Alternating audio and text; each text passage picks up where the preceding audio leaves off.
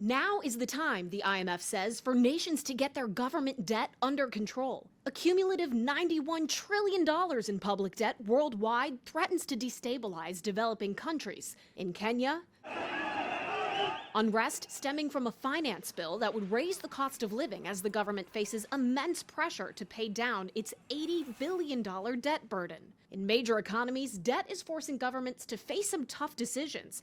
Just last year in France, pension reform sparked mass protests as the government raised the retirement age from 62 to 64. Here in the U.S., with the biggest economy in the world, the national debt stands at $34.8 trillion, the most of any country. But in proportion to GDP, U.S. debt is the fifth highest in the world, according to the latest IMF figures.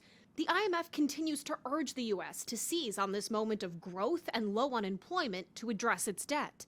It is in good times where you can do more to prepare yourself for risks in the future. You know the saying, you can take a horse to water, you cannot force the horse to drink.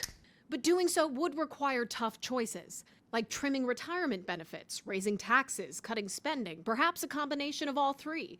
And in an election year, candidates for Congress and the White House are largely reluctant to put their name on such a plan.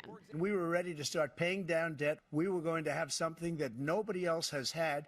We got hit with COVID. He had the largest national debt of any president in a 4-year period. President Biden wants to raise taxes on corporations and the wealthy, while former President Trump wants to keep corporate taxes low, claiming it will generate growth to pay down the debt.